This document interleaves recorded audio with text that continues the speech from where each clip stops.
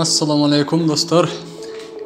El arasında bağım salуунун ушунчалык бийик даражасына жетип, bir караганда кишинин култ мүнөзүн, ден соолугун, керек болсо келечек тагдырын билип койгондор болгонун билебиз.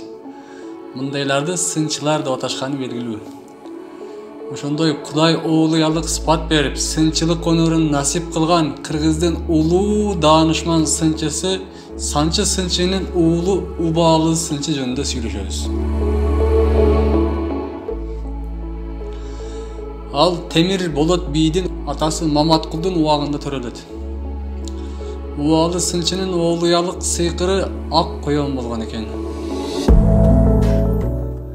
Оолуялык сыйкыры ак коён болгон деген ошол Алла Таала ошондой бир оолуялык сынчылык сыпатты бергенде ошол бир өзүнүн бир кандай бир периштелери дейбизби, ошолор бир ошол ак коёндун образын алардын ичине киргизген экен да.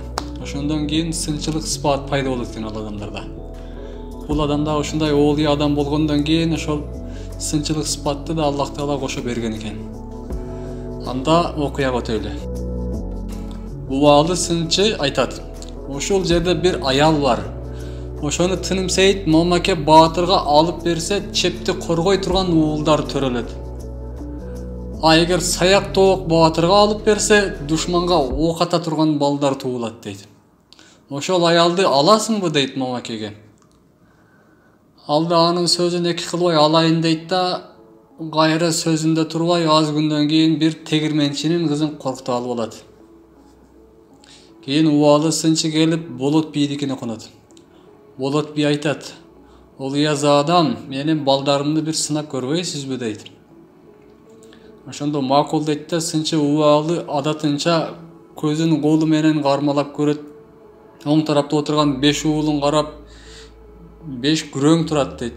Сол капшытта, сол тарапта бир баланы карап, бул кара сакал деп коет. Кийин ошол сынчы айткан аттары менен элди атап алган экен. Анан булардан жакшы тукум чыкпайт дейт. Бул эмне дегениңиз, сынчымды 5 күрөңдөн энеси чочуп кетет. Анда Убаалы сынчы: "Байбиче, чын эле жакшы чыкпайт" деп кайталайт.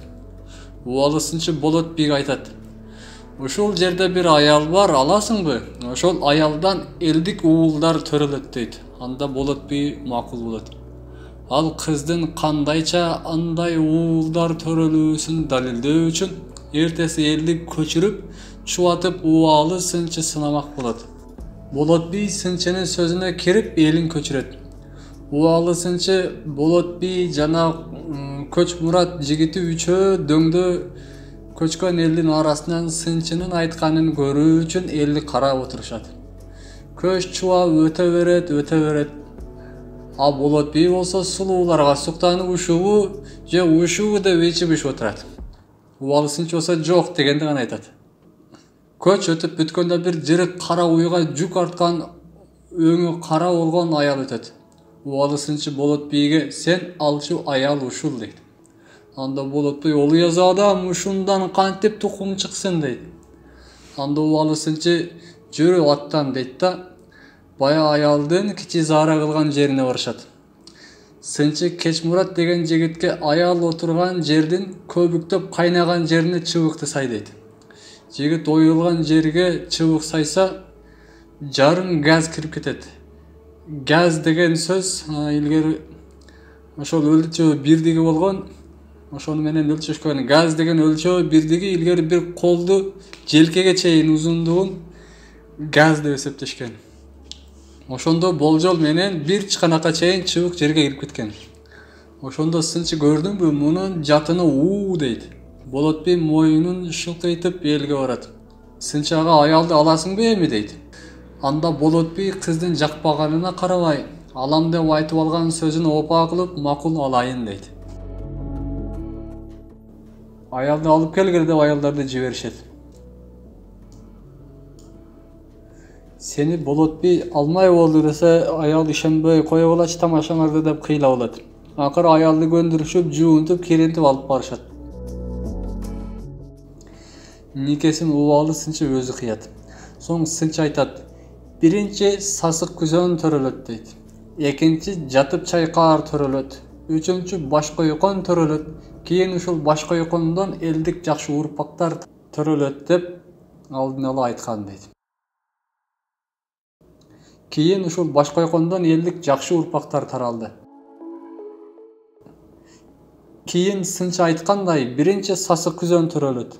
Анын атын Салыбек койгон. Экинчи баласы Жатын Чайкар төрөлөт. Анын атын Алымбек коет. Кийин үчүнчү баласы Başkoykон төрөлөт. Атын Эсенгул коет.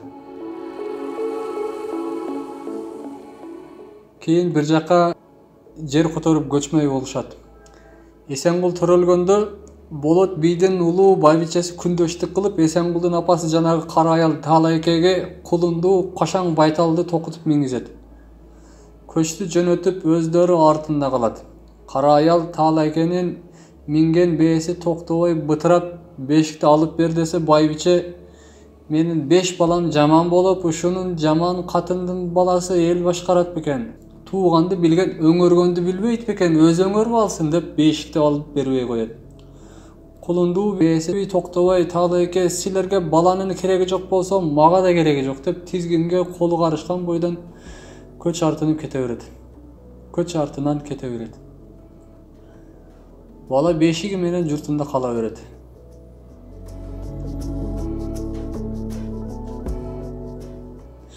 Жаңы журтка үй тигип жатканда дөбөдө отурган Болот би байкап жигитин жиберет. Барчы баланы Таалайке өзү алып келбей жатканын сайт го, билчи дейт.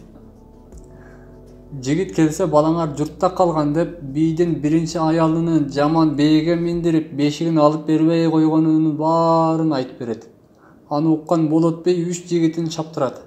Караңгыда эски журт табылбай таң атканда жетип келишет. Журтка барса бир аркар бешиктеги баланы талтайтып эмизип турганын көрүшөт. Аркарды камчынын сабы менен түртүп, баланын карашса кыпкызыл болуп тердеп эки уртунан көбүк куюлуп турат. Муну көргөндө ажы менен Субан бу да болсо ырым деп ууртундагы көбүктөн ууртап жиберишет. Баланы аман эсен бешикке өңөрүп, жигиттер жолго түшсө, ак аркар артынан ээрчип алат. Жол ортологондо бешикти жерге койсо, аркар дагы келип баланы эмизет. Жигитти Көчмурат айылга Болот бийге сүйүнчүлөп келет. Аркар болсо айылга жакындаганда иттердин үнүн угуп карааны жоголот. Болот бий жылкы сойдуруп, эл каз катар тизилип, Болот бийдин баласын тосуп алышат. Баланы энеси кара аял Таалайке келип эмизет.